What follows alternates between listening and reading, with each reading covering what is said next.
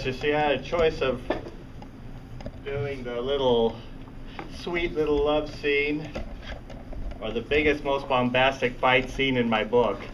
And it's mostly guys out there, so I'm doing the biggest, most bombastic fight scene in my book.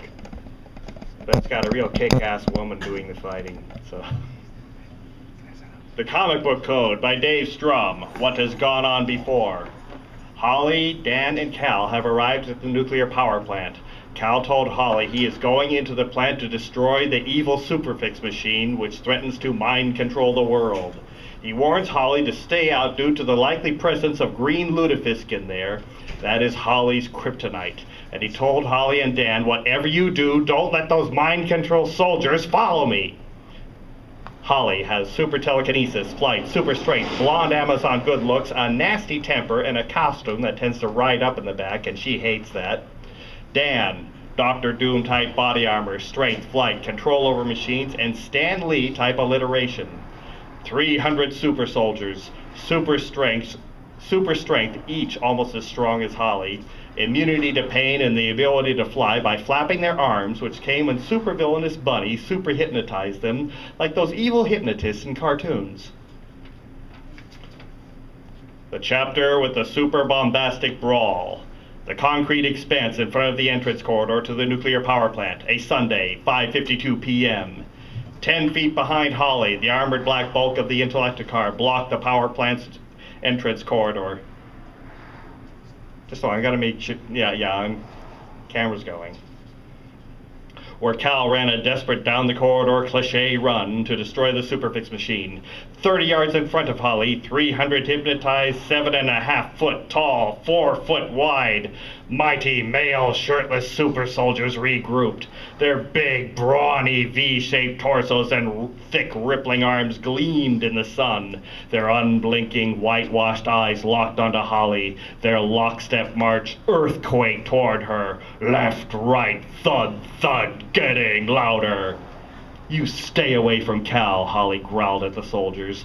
She stood 6'1" of hands-on-hips Wonder Woman defiance, blonde hair and white cape billowing in the breeze. The bumps and bruises from her previous fight with Dan had healed and gone, probably to make room for some new ones. She glanced to her side, and stay away from my turned away from the dark side mentor. Dan had healed nicely also. His salt and pepper mustache was not even must, but his cracked and sparking super armor spoke another story.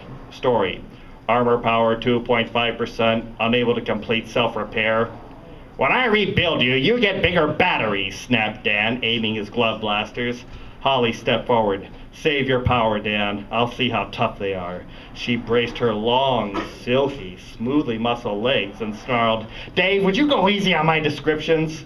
Yeah, I'm sorry, Holly, but your costume really shows off your great legs. Now let's have some great fight music. Holly pantomimed a stiff arm forward push. Soldiers bumped into two titanic telekinetic invisible hands. 300 super soldiers stiff arm pushed back, tank grinding forward with three trunk legs. Holly was slowly pushed back, her braced feet grooving the concrete. Her sweaty brow furrowed, her tense arms trembled, her perfect butt clenched. She glared at the author. Dan pushed on Holly's back to brace her. His feet skidded. The soldiers were 30 feet away. 28, 26. Holly stopped pushing. Soldiers fell back into Holly's back and shoulder powered two-fisted, mightiest telekinetic punch so far in this book, and they were knocked back a dozen yards. The feedback skinned Holly's knuckles. The soldiers regrouped. They got down on right knees and left knuckles chanted, hut, hut, hike, and they charged. I hate football, shouted Holly, raising her fist. How about bowling, shouted Dan. Holly looked back. Dan had formed his armor into a giant, super-powered bowling ball, himself as a tough old super eager core. Holly rose into the air, reached down and pantomimed a bowling windup. The giant ball rose up. She bowled. The ball rumbled, roiled, and bubbled at the soldiers, bucking her hips like a telekinetic Fred Flintstone. Holly steered the ball and strike! Soldiers were dynamited back like bowling pins. Dan flew to Holly's side, his armor LEDs winking out. The soldiers regrouped. Holly gasped when a few dozen floated into the air. Hummingbird flapped their big beefy arms, chirped like angry birds, then buzzed toward her. Dan grumbled, so Bunny knows about cartoon hypnotists.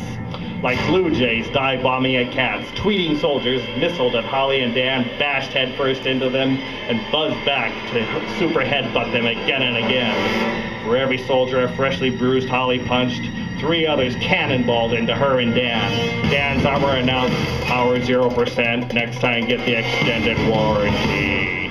Holly said, Dan, ow, stay down here. Ooh, this is woman's work. She flew 50 feet high, looked down at soldiers advancing on English boxer pose Dan, and super shouted, hey, you, up here. It's me you want. I'm Holly. I'm Holly Grail. All the super soldiers locked their hypnotized, hateful gaze on Holly's sonic boom monotone, smosh Holly, and zoomed at her like mammoth hornets. Holly X, Y, and Z axis whirled faster and faster, an out-of-control curvy blonde gyroscope. She rapid-fired punched and kicked telekinetic blasts like that Death Blossom scene in the last Starfighter movie. Pow, pow, pow, pow, pow, bam, bam, bam, bam, bam, wham, wham, wham, wham, wham. Lots more punchy sound effects. 200 pummeled soldiers hurtled into the sky and crashed onto concrete. Holly stopped spinning, blinking hard to stop the sky and horizon from spinning, also clutched her tummy. I'm gonna throw up. But before she could hurl, zoom! 100 soldiers smashed onto Holly and linked their limbs together, trapping her at the center of a massive male globe. They flexed. Tons of gigantic biceps, pectoral thighs, abs, and glutes pumped up to big buff zeppelin and smushed on Holly like a Kryptonian car crusher. Row! Growled Holly. She spread eagled her arms and legs, shattering the soldier globe with a telekinetic burst. Ba-boom! 200 mammoth marines slammed into Holly and flexed.